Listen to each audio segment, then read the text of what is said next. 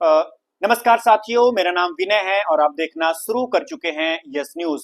इस वक्त हमें शहडोल में और शहडोल के जिस परिसर में हम बैठे हुए हैं ये है यहाँ है आकाशवाणी केंद्र शहडोल।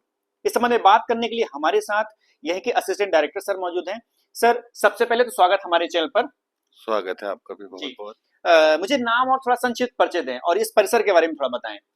सर मेरा नाम शाहिद अनवर खान है और मैं भोपाल से बिलोंग करता हूँ और मेरे को लगभग 1 साल हो गए यहाँ पर।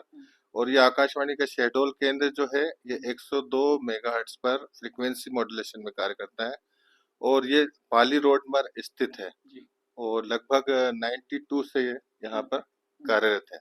बीते साल 1 साल से आप यहाँ वर्क कर रहे हैं, अपनी सेवा दे रहे हैं, तो मुझे यहाँ का विशेष अनुभव बताइए और क्या कुछ विशेषता इस आकाशवाणी केंद्र की थोड़ा बताएं आप।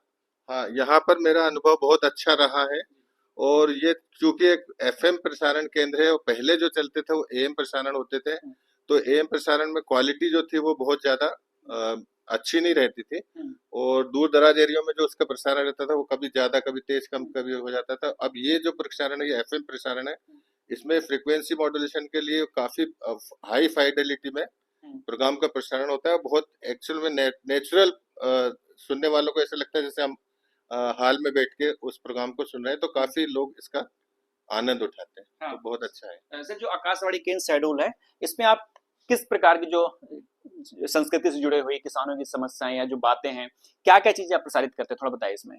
हम यहाँ पर लोक संगीत के प्रोग्राम भी प्रसारित करते हैं और किसान वाणी के रूप में काफी प्रोग्राम होते हैं।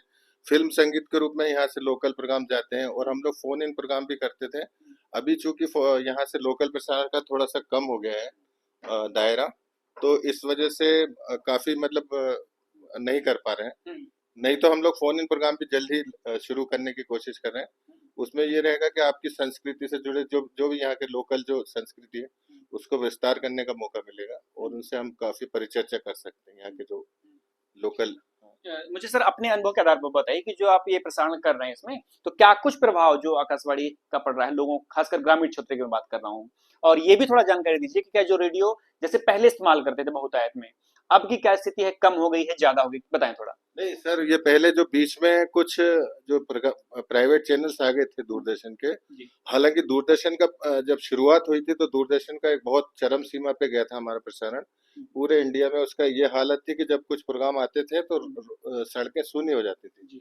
लेकिन फिर धीरे धीरे क्या हुआ, प्राइवेट चैनल्स ने आके अपना कब्जा कर लिया और प्राइवेट एफएम के केंद्र जो थे वो भी काफी बड़े बड़े स्टेशन, हालांकि शहडोल में नहीं है प्राइवेट कोई चैनल आकाशवाणी का, लेकिन फिर भी उन्होंने अपना दायरा बढ़ाया तो लोगों को उसमें धूम धड़ाके वाले गाने अच्छे लगते थे, तो जो नई पीढ़ी के लोग हैं वो उसकी तरफ आकर्षित हुए। लेकिन अब धीरे धीरे लोगों में एक समझ कायम हो रही है और वो वापस अपने पुरानी संस्कृति में आ रहे हैं। वो पुराने गीतों का जो दौर था वो दोबारा आ रहा है, तो इसलिए आकाशवाणी का प्रसारण फिर से हमारा दिनों दिन विस्तृत हो रहा है और काफी लोग उसको ग्रामीण जगत में सुन रहे हैं। जी, सर मुझे ये बताइए आप कि जितने भी आप कार्यक्रम आयोजित करते हैं उनमें से कोई एक ऐसा कार्यक्रम बताइए, प्रोग्राम जो काफी ज्यादा प्रचलित हुआ और विशेष अनुभव रहा उस विषय में आपका। एक हमारा छाया गीत करके प्रोग्राम चलता है, वो भी बहुत मशहूर है, पूरे इंडिया में है। और दूसरा विविध भारती से चलता है वो, क्योंकि हमारा कार्यक्रम ज्यादातर विविध भारती मुंबई का प्रसारण होता है। और ग्राम जगत के जो ग्राम है ग्रामीण लोगों के लिए वो हमारा लोकल प्रसारण होता है। तो यहाँ के जो ग्राम है आसपास के, क्योंकि ये बहुत वैसा क्षेत्र है ग्रामीण नजरिए से देखा जाए तो काफी लोग इसको पसंद कर रहे हैं और काफी फोन आते हैं हमारे पास और पत्राचार के माध्यम से भी लोग हमारे पास अपनी समस्याओं का या जो भी निराकरण करना चाहते हैं खेती किसानी से संबंधित उसलिए हम लोग को प्रश्न करते हैं वो लोग। और हम लोग ग्राम जगत में कहीं गांव में किसान से जाकर उनकी वार्ता को रिकॉर्ड करके और उसको प्रसारित करते हैं ताकि उनकी समस्याओं का समाधान हो सके। और एक हमारा सर एक प्रोग्राम आता था जो जो सेना के जो जवान होते हैं उनके लिए एक बहुत अच्छा कार्यक्रम चलता है, वो लोग वहां पर उसको सुनते हैं। मतलब मैं शहडोल की बात नहीं कर रहा, एक अगर पूरे भारतीय नजरिए से देखा जाए तो वो यहाँ पर भी मशहूर है और हर जगह वो बहुत अच्छा चलता है, तो वो भी एक अच्छा प्रोग्राम है। अच्छा, आकाशवाणी शहडोल के माध्यम से ये जानना चाहूंगा मैं कि क्या कुछ जो लोकल जो कलाकार होते हैं ना, उनको आप लोग मंच देते हैं और क्या कुछ जो युवाओं के लिए आपका विशेष पहल रहती है यहाँ के लिए।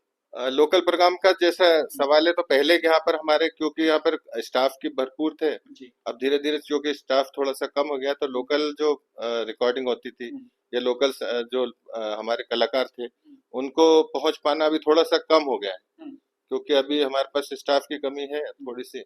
अब हम लोग चाह रहे हैं कि थोड़ा स्टाफ अगर बढ़ जाए जैसे, तो हम लोग दोबारा उसको शुरू करने का प्रयास करेंगे। तो जैसे डिजिटल युग आ गया है, सबके हाथों में मोबाइल है ना, रेडियो की चलो बात करते हैं, तो इस अवसर पर यूट्यूब है सोशल मीडिया के माध्यम से, और आजकल तो नया आ गया पॉडकास्ट जो सुनते हैं ना, तो ऐसे में आप इसको कैसे देखते हैं, प्रासंगिकता क्या है आपके यहाँ इस संबंध में? हमारे सर इस संबंध में मैं ये कहना चाहूंगा कि हमारा एक जो जो लोकल शुरू हो रहा है मीडिया, जो जैसे दिनों दिन बढ़ रहा है, जिस हिसाब से आपने पूछा, तो हमने भी अपना एक प्रसारण शुरू कर दिया है, और उसका नाम है क्या नाम, न्यूज ऑन एयर चैनल है। उसमें आप आकाशवाणी के पूरे इंडिया के जितने भी चैनल हैं आकाशवाणी के, उन सब का प्रसारण उसमें आप देख सकते हैं।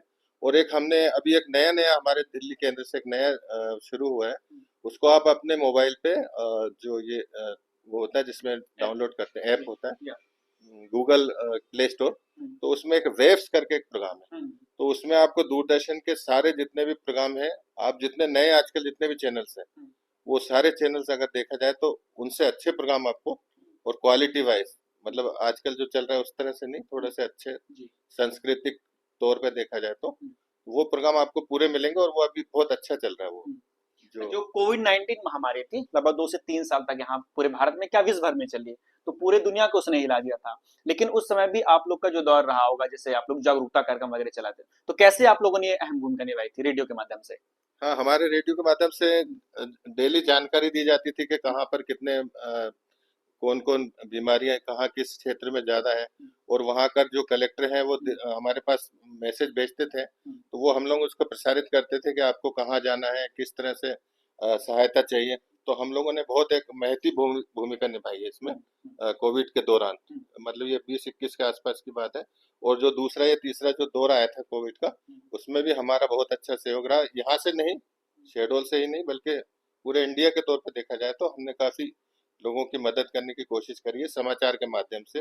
और प्रसारण में जैसे लोकल जो कलेक्टर हैं या जो भी मतलब चिकित्सा विभाग से संबंधित जो भी सूचनाएं आती थी, वो हम लोग तुरंत अपने केंद्र से प्रसारित करते थे, ताकि लोगों को उसके द्वारा जागरूकता हो और उनको जानकारी मिले कि हमें क्या करना है। धन्यवाद सर हमसे बात करने के लिए। तो एडवर सर थे जिन्होंने पूरी ये बात बताई है। ये जो इन्होंने जो पूरी संबंधित पूरी जानकारी दी है, खासकर कौन कौन से कार्यक्रम आयोजित करते हैं, इनका फीडबैक सिस्टम क्या होता है। इन्होंने ये भी बताया कि कोविड के दौरान किस तरह इनके जो रेडियो के प्रोग्राम्स के वजह से या प्रोग्राम के तहत उन्होंने किस प्रकार की जागरूकता फैलाई है। मेरा नाम विनय है और आप ये जो पूरा वीडियो देख रहे हैं सोशल मीडिया प्लेटफॉर्म यूट्यूब पर देख रहे हैं। चैनल का नाम है यस न्यूज। अगर ये वीडियो आप पहली बार देख रहे हैं तो चैनल को सब्सक्राइब कीजिएगा, वीडियो को लाइक और अन्य लोगों तक भी शेयर कीजिएगा, ताकि पूरी जो जानकारी रेडियो से संबंधित सर ने दी है वो आप तक पहुंच सके, और खासकर आप लोग भी दूसरे लोगों तक, खासकर जो आंचलिक इलाके वहां तक शेयर कर सकें। Thank you.